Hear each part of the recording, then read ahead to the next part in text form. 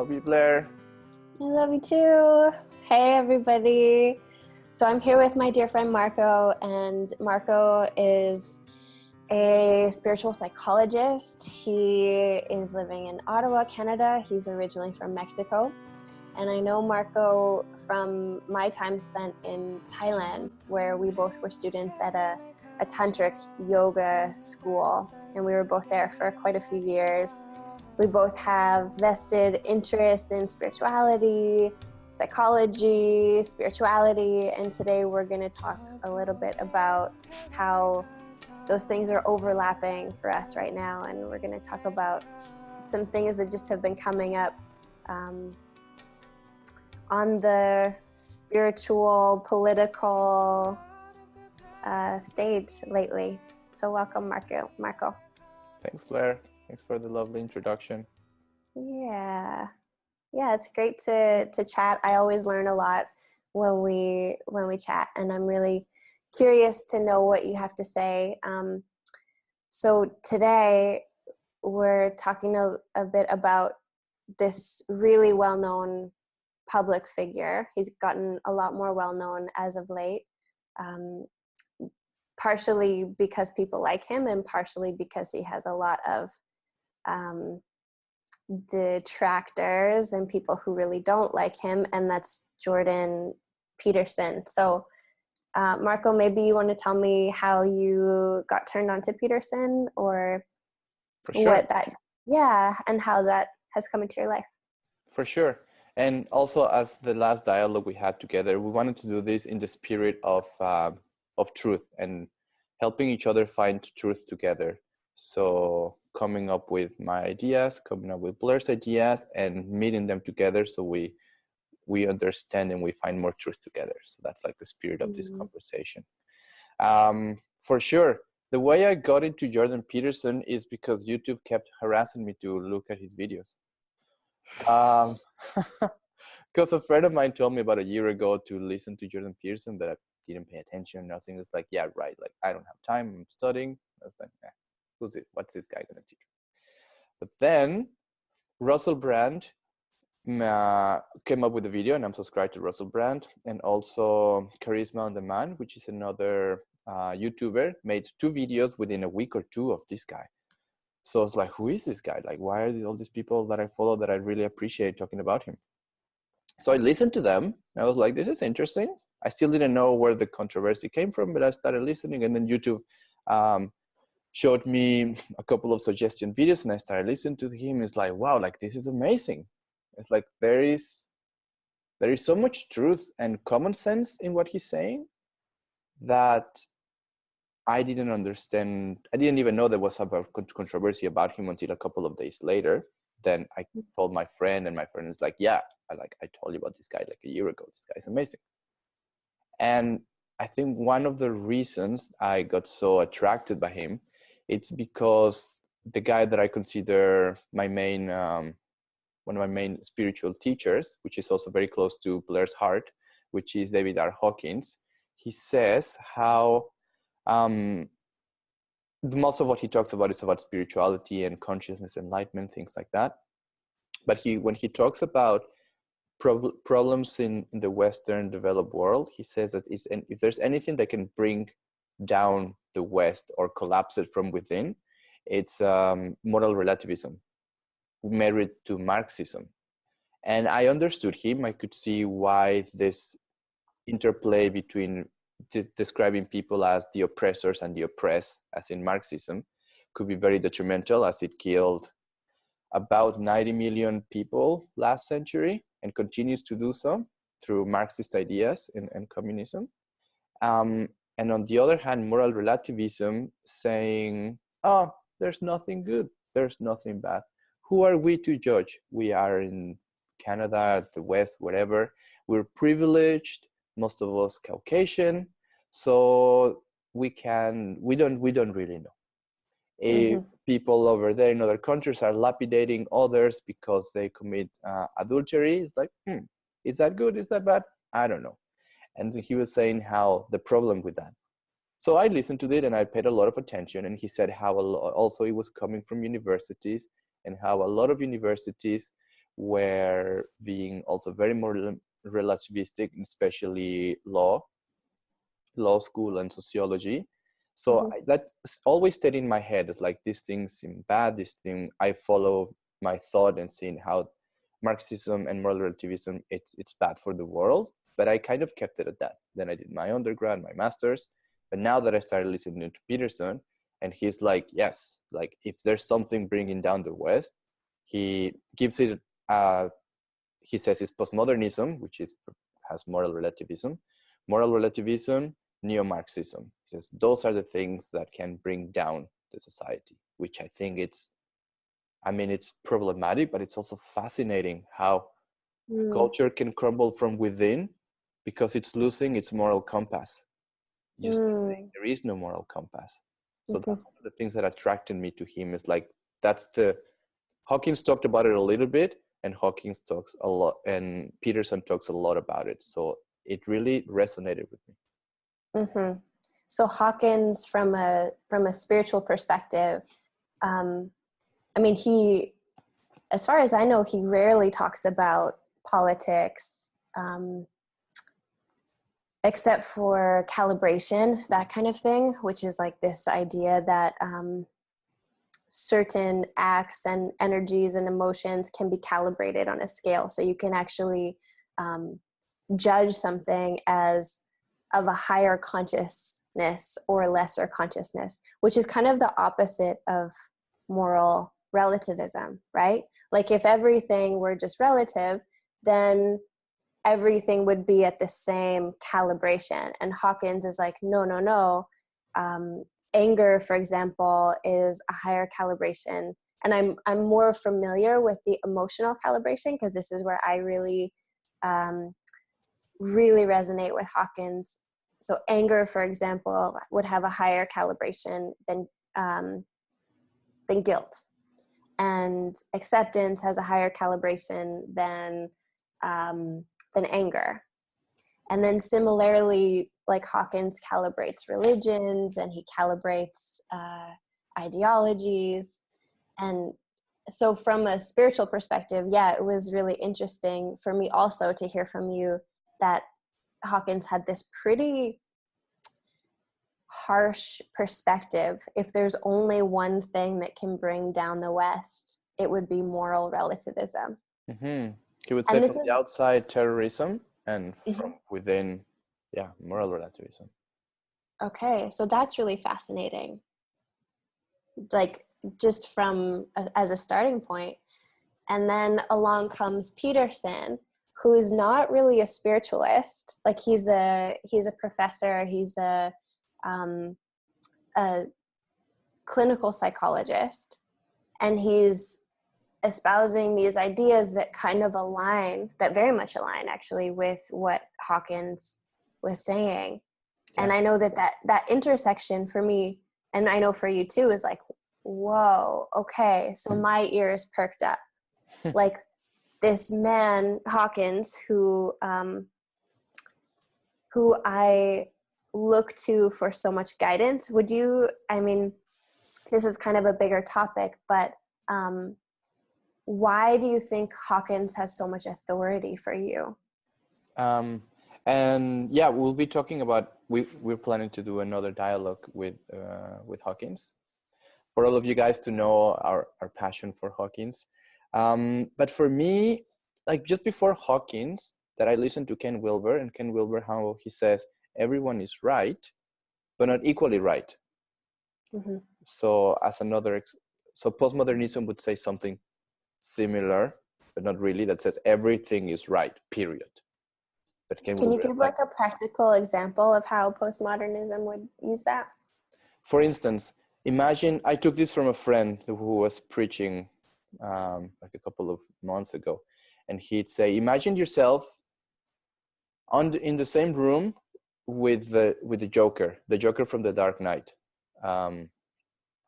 and he's this erratic guy, can kill you at any moment, kind of funny, but it's unnerving, right? Like, just if we picture ourselves sitting with the Joker or with a mass murderer, and there's an energy there that we can feel it. Dogs can feel it, for God's sake, right? because I think we're very blind to a lot of things as humans. I suppose animals can feel some things. Babies can feel things that we can just fool ourselves by not feeling with our mind. Mm-hmm. So we can have the Joker, or we can have someone like the Dalai Lama, and the energy or the difference of just being with that person will be significantly different. Mm-hmm. So a postmodern person would say like, oh, they're both human, they're the same, everything is fine. It's like, what if this person comes to you and like cuts your hand? It's like, oh, it's fine because there's no meaning and life is purposeless, so everything is equally nihilistic. So that's what a postmodernism would say. As Ken Wilber would say, like, wait a minute, they both exist. The Joker and mass murderers exist, and people like the Dalai Lama or St. Francis of Assisi, even like Martin Luther King, people who we have a different connection with, they also exist, and they cannot be at the same level, he says. They all have a purpose, and they're meant to be on Earth, but they are different. There's a different quality to them. It's not the same thing giving you, Blair, a flower, say, hey, I love you, the other than slap you on the face and tell you, I hate you. Right? Yeah. I think we have to be really naive, and really our brain has not to be wired properly to think that those are the same thing. But I don't think that, I mean, those are really extreme examples. Yeah. I think that people can recognize the difference between the Dalai Lama and the Joker. They can feel that difference. But I think where things get really complicated and interesting is, like we talked about in our last talk, is when we go into an overly PC, politically correct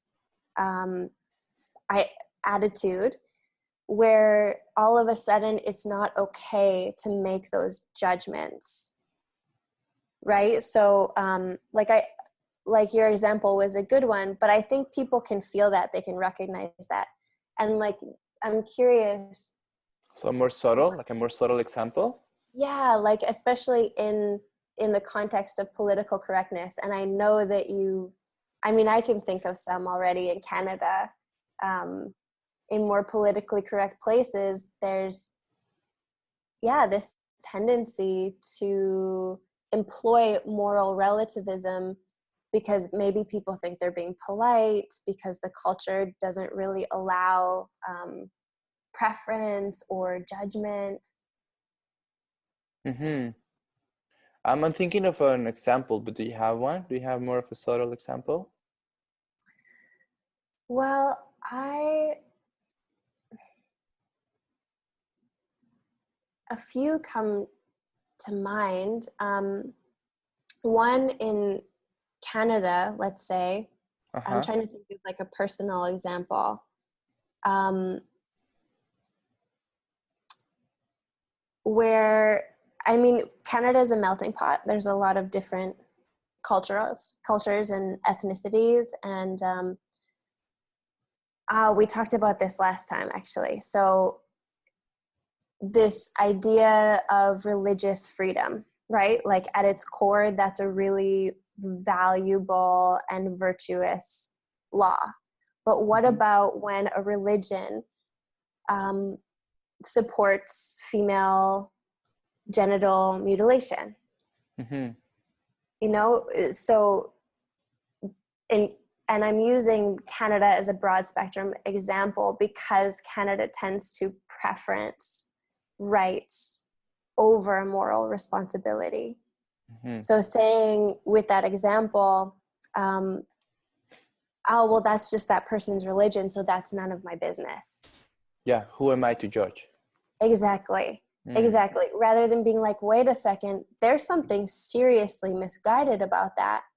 And I think when we become afraid to speak those truths, when we become afraid as individuals and as societies to have judgment and to have preference, then we're overriding that kind of like gut body information. It's like, whoa, this feels a lot different than than something that I know to be true or to be right.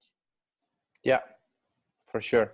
And I think Yeah. exactly it is the way, by us denying our own truth, or not our own truth, but denying what we're feeling and we need to express it. A lot of people, because they have so many people denying, saying like, for example, genital mutilation is wrong, or who am I to judge? Then the energy that puts out is a kind of an energy of confusion. And for people who are younger and they're listening to their adults saying, it's like, oh, I don't know, I think it's fine, who am I? Then the message that younger people get is like, I guess it's fine. Yeah, not training people to trust that intuition, that feeling, that vibration of truth. Yeah. Which is again connected, I feel connected. That's when Peterson talks about the connection of, so Marxism as a whole kind of failed. We've seen it in China, we've seen it in Russia, we've seen it in Cuba, we've seen it in Venezuela. But now this thesis that Peterson and other intellectuals around his circle, they say, is how Marxism was undeniably bad by the 70s, by the late 70s. And I don't know if you knew this, but in North Korea, Russia was treating people like people in North Korea. So when intellectuals would come to Russia, they would show them these 1 or 2 streets where kids were happy or healthy. There was a nice school, but they were forbidden from being anywhere else, which was all the misery. So intellectuals who go to Russia will be like, oh, communism is working great. Kids are clean and they're learning and stuff. But then, because of the Gulag Archipelago and books like that and Ordinary Men, it became undeniable of the atrocities that were going on in Russia and the millions and millions of people who were being killed. So the thesis that Peterson and these other people have is that these people who were intellectual Marxists in the West, they could not longer call themselves Marxists because they could see the atrocities. So then they into postmodernism, and they took that idea of seeing the world the way Marx used to, which is, I don't know, guys, if you've heard of the analogy of this little story of the elephant, where you have a couple of like 5 or 6 wise men, and they've never seen an elephant. So they ask them to they blindfold them, and they go and they touch the elephant. So they go and touch the elephant, and then one of them says, oh, an elephant, it's firm and it's long and it's very smooth. And then another person will be like, no, of course not. An elephant is rough and it covers a really bad surface, and it's crinkly. Like, no, of course not. The elephant, it's long and it's flexible and it has hairs. And they were all saying how their truth was, that's it, that was the only truth. The elephant was just the tail or just the tusk. When in reality, they were all right, but not equally right. And all of them together could actually see reality, but not individually. So what I'm going with that is Marx would say the proper way to look at history is the struggle between classes. That's it. Which in a way it's true. Of course there's a struggle within classes. It's undeniable. But to say that the only proper way to look at history is through the struggle of classes, that can be very dangerous. So dangerous that killed so many people, right, last year, the last century. So they took the same concept of finding people who were the oppressors and the oppressed. The oppressors were the bourgeoisie, the people who owned the factories and owned the means of production, and the oppressors, the oppressed, who were the workers. So that they would say profit is, and this is a bit wordy, but it's going to get somewhere.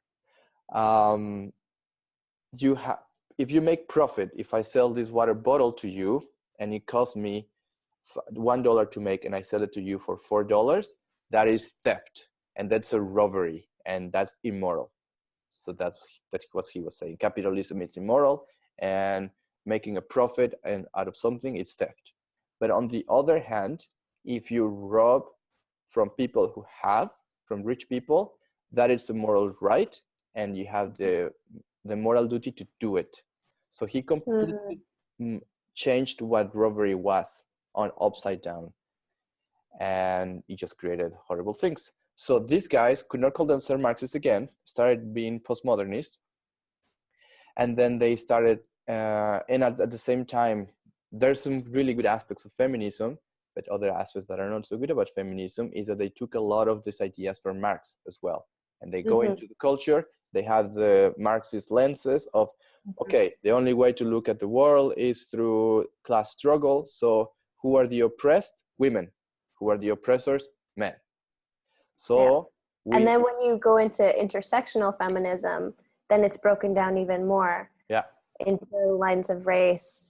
And so, but always within this framework of oppressor and oppressed. Yeah. Which you made a really good point. It's like, absolutely that plays out, but maybe it's just one aspect of the elephant. And maybe by just focusing on that, it's not the whole story. Yeah, not the whole story.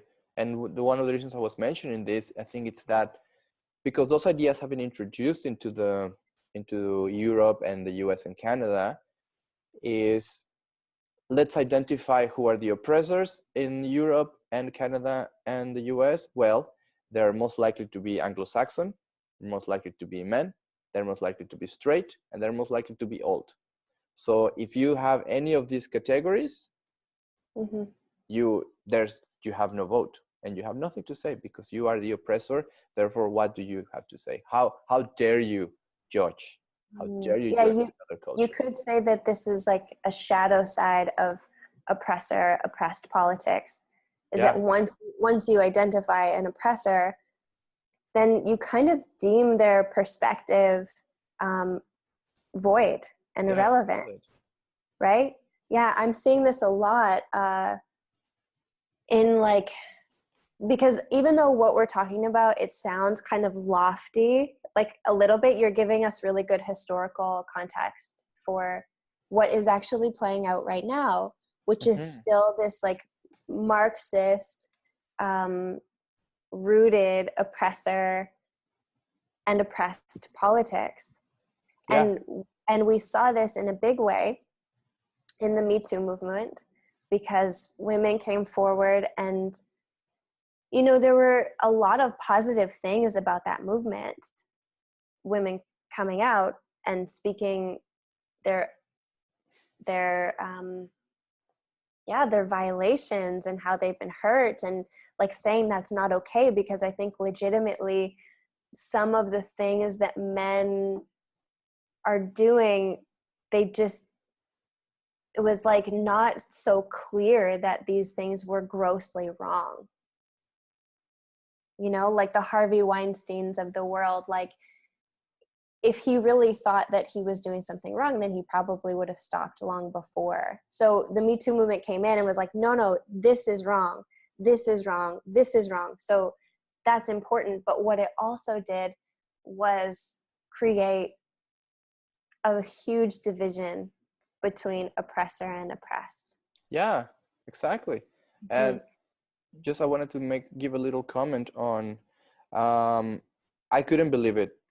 I was watching a video a few days ago and I came up with this tweet from the New York Times that it says, you guys can look it up if you don't believe me. I couldn't believe it. It was from the 26th of November 2017. The New York Times, it said, opinion. If you let boys be boys, they will murder their fathers and sleep with their mothers. It's like, guys, where is your journalist integrity? Like, how you vilify half of the population of the world? Yeah, this kind of Shakespearean Oedipal. Yeah, background, which I think raises this really important issue, which again comes back to not just politics, but I think like I would argue spirituality also, as we become more integrated and more elevated as a society as a whole. There are very real feelings and very real opinions and very real emotions, let's say, that every person has, whether you are deemed an oppressor or the oppressed. And when we start to deny people their right to be themselves, you know, this is we have to parse apart this argument, because what does it mean for a man to be himself? Because a lot of people, like that article is pointing towards like men are inherently murderers and rapists. right. And coming back to this spirituality of Hawkins, and I think what we really practice is that there is a shared good in all of life, and how are we respecting life?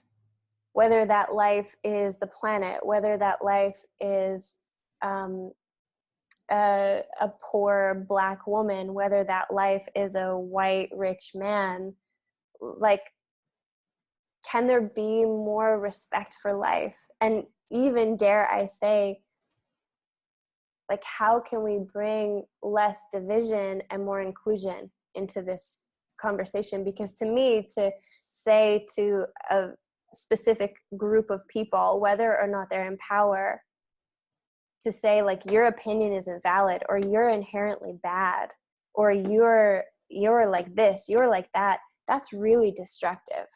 That's really catabolic. Is that the right word that Hawkins uses? It's like anti-life, not just to the person who is being condemned, like, you men are murderous and rapists, like, that's harmful to men, but it's also harmful to the people who are believing that. Yeah, exactly. Because they're internalizing that judgment, hatred, in my opinion, a really untruthful statement or opinion. And that has effects on that person as well. Like, whoever is believing this is going to not create more love and inclusion in your life. This is going to create more division. This is going to create more judgment. It's going to create more anger. And it's going to affect the mother of that guy and the wife and the sister and all these people and women around them, for sure. Like, if they tell them, you're one of the bad guys, repent. How dare you? How dare you be a man? It's like, wait a minute. And this is one thing that I really appreciate about Peterson, is his conversation about toxic masculinity, or he doesn't call it toxic masculinity, he calls it a masculinity crisis, which is this idea that men don't really know how to act or behave or what is right, because they are, especially in the West, existing in a society that's giving them really mixed messages, that's really not empowering them. Like a girlfriend of mine used the example the other day. Girls in a high school were given self-defense classes. So somebody came in and these women learned how to defend themselves and learned like physical moves, but also verbal cues. And I think that's actually pretty great, because a lot of women don't really understand embodied consent. It's like they can be saying like no, but their body is, and their nervous system is not really aligned with that no, right? So like a guy puts his hand on your knee and you're like, no. And instead of being like, no, which your animal instinctual self communicates, and a man gets that. But so I think that's a really important thing for women to learn. But where are the classes on like consent and communication for men, and, you know, empowering them to know how to read situations and how to feel comfortable in their masculinity but not cross lines? Like, where are the classes for these men? They don't exist. So what's your take on the masculinity crisis right now? Absolutely. We touched on it, I think, a little bit on our last dialogue together, where this guy, we're gonna put it on the description. He had a conversation with Hawkins a few weeks ago, another doctor, and With Peterson? he talks a lot about men and the problems that boys are having. He started with feminism in the 60s, 70s. He really helped the feminist movement because he saw that women back then, like, of course, they needed more support. And then once there was more rights and things for women in the US, then he looked at men. It's like, wait a minute, all men also have all these problems that people are not talking about. Like about 93% of deaths on the job are men, and the majority of suicides, completion of suicides, are men. Do you know the numbers on that? It's about 4 out of 5. 4 out of 5 human beings who commit suicide are men. More women attempt suicide, but men are way more effective at it. Okay. And so he came up with these numbers. It's like, whoa, like these numbers are like, they're huge. Like, why are we not talking about them? So he started giving dialogues and talks about it. And all the support he had, it just went away. It's like completely ignore him. And this was before the internet, so there was not online harassment towards him, but just completely ignored him, and he didn't get anywhere. So it took him a long time to do it. So he was like really popular initially because he was a part of the feminist movement. Yeah. And then he started within that movement to notice that there were some things affecting men that he just couldn't get on board with. And he started to say those things.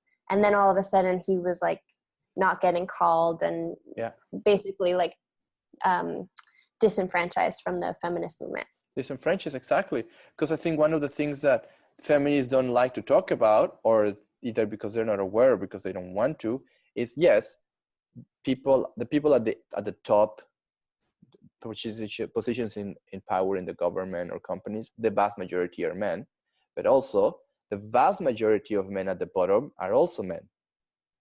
Like most of human beings that are homeless are men. And the majority of people who have the crappiest jobs and the jobs that are more dangerous are also men. But so you have both men at the top and at the bottom, but no one's talking at the ones at the bottom. And I've heard a couple of people, including a couple of biologists and Peterson, talking about it, and how there is something wired in us. There's something wired in us to protect women. So, and these people that I've been listening to, they say how, which rank true to me, throughout history, throughout history, we value the life of women way more than the value of men. And we also value the work of men much more than the work of men than the work of women. Which talks about, even when, there's a catastrophe, who comes first? Women and children. And men are the ones who are left behind. So we really value that. So we're kind of wired to protect women. And when there's an injustice towards women, there's something within us men and within us women who are like, what's going on? We got to help them.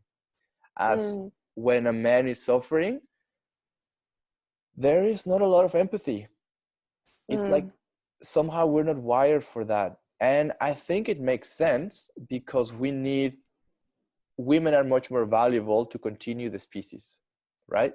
Women are the ones who get pregnant. Women are the ones who continue the species. So I think that's one of the reasons why society as a whole doesn't like to talk or ridiculizes or don't care about the problems of men. Which I think makes total sense.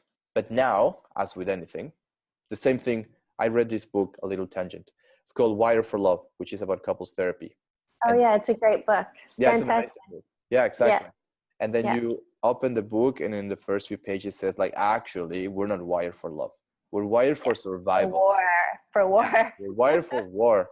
It's up to us to be wired for love. So same thing here.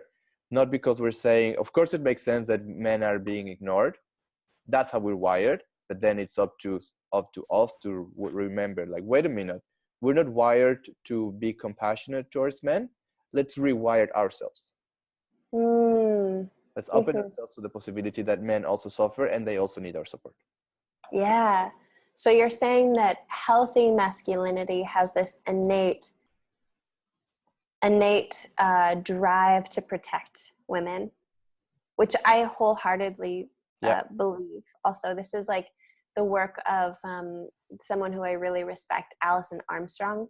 She talks about this kind of biological urge that a healthy man wants to protect a woman and children. Like you said, probably a survivalist tendency, because women and children are the survival of the species. And then an unhealthy masculine, there's resentment, there's misogyny, there's violence towards women. And I think these two things that you're talking about kind of overlap, is like this unavailability that we have to male problems. Like, we're not looking at their problems, we're not treating their problems with compassion, is creating more unhealthy masculinity, which is then creating more misogyny, more hatred towards women. Yeah. Would you agree with that? Yeah, like these guys, what are the names of these guys? Incels. Yeah, I saw that the other day. Yeah. And they call themselves incels, like these involuntary celibates, which I think one of the things that, I don't know what's the word, but like one of the things that the internet makes, it just brings people together. So people who have really niche ideas or ideologies, and they thought they were the only ones, now they go to the internet, it's like, wait a minute, there's thousands of people like me. So then they became kind of a community. So these incels are men, boys who are involuntary, who want to have sex, but women won't have sex with them for whatever reason. And then they go online and they become like radically misogynistic, and a few have attacked women. The last attack was in Toronto. It was the guy with driving the van, correct? They attack women and men. They use, but because the main target is women, and then men because they make fun of them. Yeah, and we'll talk about a solution we see by the end of the video, but the solution for incels, it's very much related to the solution to all these things we're talking about, so they'll come in. Does that solution come from Peterson or from Hawkins? It comes from just the perennial philosophy and common sense. Yeah. All right. And because I'm really curious about the solution now. Okay. Can we go there now? Let's talk about the one of.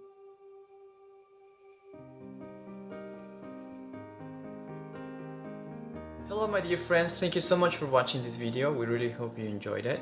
If you have any questions or comments, please let us know in the comment section below, and make sure to like this video, share it if you think anyone can benefit from it, and subscribe to our channel if you haven't, so we can keep you updated on more awesome videos on yoga, mindfulness, spirituality, psychology, etc. Thank you so much.